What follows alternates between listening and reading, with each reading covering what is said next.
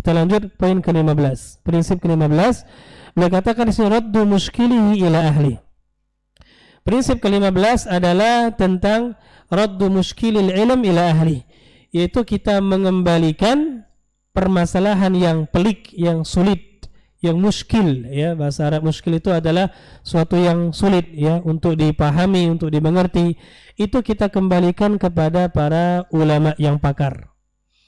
Ya, jangan sampai kita ijtihad sendiri. Ini kadang-kadang sebagian kita karena sudah saking lamanya ngaji, kadang-kadang menganggap dirinya sudah layak untuk menjadi seorang mujtahid, ya. Akhirnya dia ijtihad sendiri. Ketika ada permasalahan-permasalahan, nah, saya ijtihad, ini pendapat saya. Ente siapa? Ya, mau berijtihad. Hendaklah kita kembalikan kepada para ulama. Ya, kembalikan kepada para ahli al-ilm. Nah, Allah Subhanahu wa taala berfirman, wa idza ja'ahum, dalam surat An-Nisa.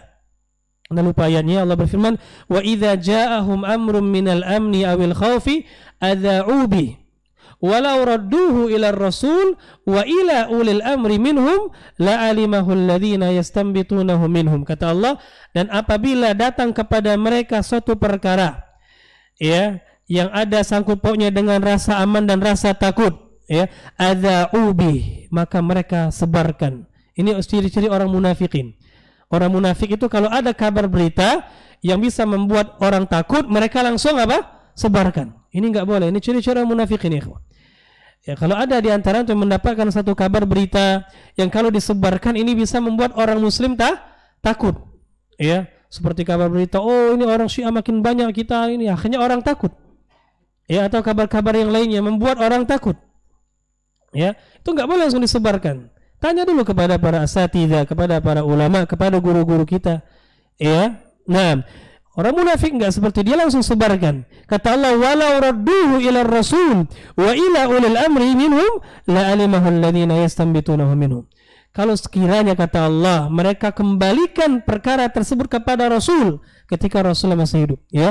Wa ila ulil amri, dan kepada para ulil amri, dan kata ulama maksud ahli tafsir mengatakan ulil amri ini adalah para ulama, ya. Coba mereka kembalikan kepada para ulama, la alimahul ladzina yastanbitunahu minhum, maka para ulama yang bisa beristinbat, bisa memahami itu akan mengetahuinya dan memberikan arahan-arahan yang tepat.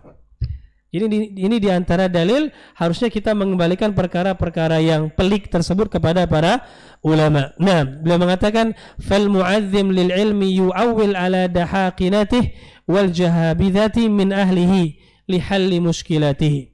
Dan orang yang memuliakan ilmu itu selalu bersandar kepada para ulama yang pakar, ya, ulama yang ahli dalam bidang mereka.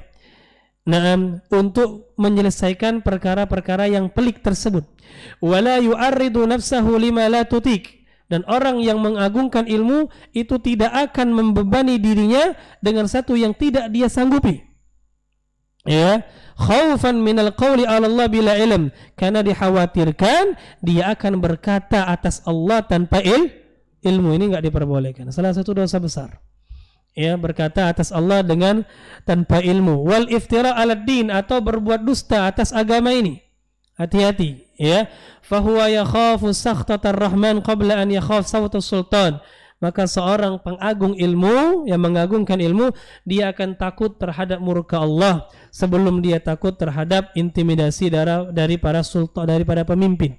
Ya, hukuman para pemimpin. Nah, jadi orang yang mengagungkan ilmu seorang mukmin itu lebih takut kepada hukuman Allah daripada hukuman penguasa. Ya, meskipun memang terkadang manusia itu lebih takut kepada hukuman penguasa daripada hukuman Allah Subhanahu wa taala. Kenapa? Karena hukuman Allah ini sifatnya apa, ikhwan? Gaib. Ya. Gaib. Nah, tapi kalau hukuman penguasa itu langsung nampak. Ya, kalau katanya di penjara, ya. Kalau katanya didera. Kalau katanya misalnya dihukum mati, nampak dia. Tapi kadang-kadang hukuman Allah yang sifatnya ukhrawiyah di akhirat, ya, itu kan gaib. Ya, terkadang orang tidak langsung menerima hal tersebut, dikarenakan hal gaib itu hanya bisa diterima oleh orang-orang yang beriman. Adapun orang yang tidak beriman atau yang kurang imannya, maka mereka ya kadang-kadang tidak takut Nah, fa innal ulama bi ilmin takallamu, karena ulama itu kata beliau, mereka itu berbicara dengan ilmu. Berbeda dengan kita kadang-kadang berbicara dengan hawa nafsu atau perasaan. Ya, perasaan. Makanya jangan sampai ketika berbicara dalam urusan agama pakai perasaan, jangan. Ya, karena itu ciri-ciri wanita. Ya, kalau laki-laki yang sempurna akalnya, dia akan berbicara dengan ilmu dalam perkara-perkara, terlebih lagi dalam masalah fitnah. Ya, dalam masalah fitnah, ya, kaum muslimin misalnya dia dizolimi, ini banyak. Ya, kalau mulai nanti Palestina diserang lagi oleh orang-orang Yahudi, mulai sebagian umat Islam kadang-kadang berbicara dengan perasaan. Ya, yang dikhawatirkan kalau antum berbicara dengan perasaan, akhirnya nanti khawatirnya antum malah mencela para ulama.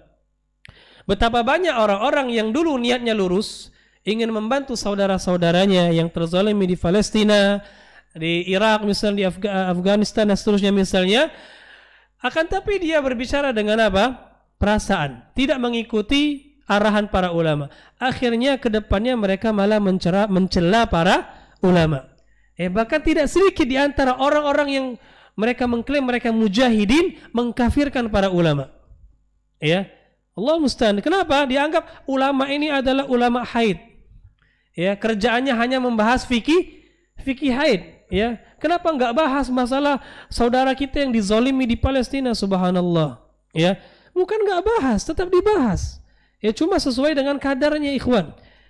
Ya, apalagi masalah Palestina itu, kalau antum tahu hakikat di sana, antum enggak akan terburu-buru main perasaan. Ya, masalah konflik antara kaum muslimin di Palestina dengan Yahudi sudah lama, ya. Bukan berarti tatkala mereka diam-diam enggak ada serang menyerang, terus seperti itu. Ya, dan itu udah ya seperti jadi ya sudah hal yang biasa di antara mereka. Nah, dan itu pun tidak bisa kita salahkan juga misalnya ulama kita tidak mengajak. Enggak, tetap ulama mengajak kita untuk menolong. Dan paling minimal kita doakan saudara-saudara kita tersebut, ya. Tapi kalau untuk ngajak jihad, ya, itu tentunya butuh pertimbangan, ikhwan. Ya, kalaupun antum pergi ke sana, ya kan, antum pergi ke sana, apa manfaatnya dan apa madaratnya? Dilihat. Ya. Apalagi kita orang-orang Indonesia yang bukan terkadang, memang kita tidak terbiasa dengan keadaan perang. Kalau mereka udah biasa. Ya, hari-hari mereka mendengarkan suara roket, suara tembakan itu udah biasa. Yalah kita nggak terbiasa. Sampai sana dengar tuh ada suara roket-roket berterbangan, bukan mau perang malah cari tempat sembunyi. Ya. Megang senjata aja nggak bisa kita. Gimana? Sampai sana malah merepotkan mereka.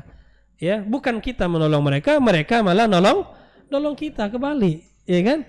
Nah, itu harus dipikirkan, maksudnya seperti itu. Jadi jangan main perasaan, ya.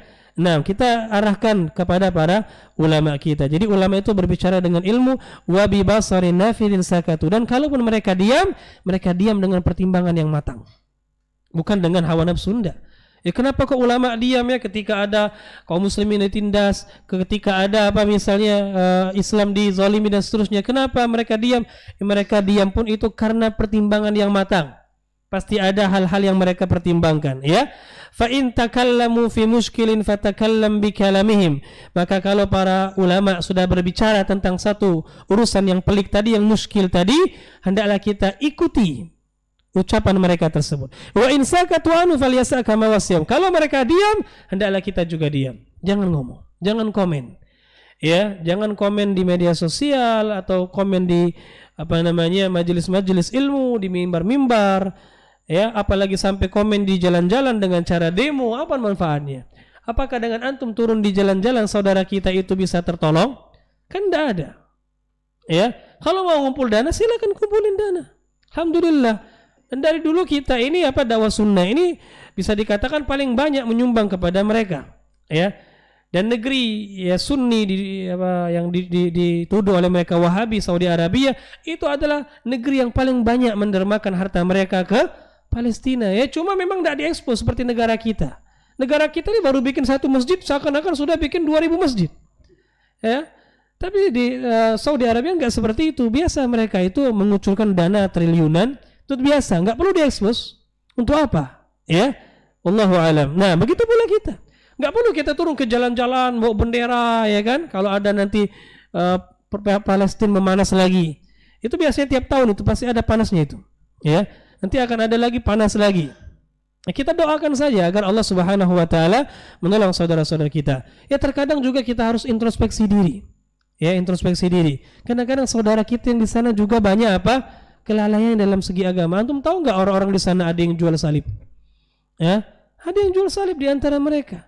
Ya, gimana Allah akan nolong mereka kalau mereka saja masih jual salib?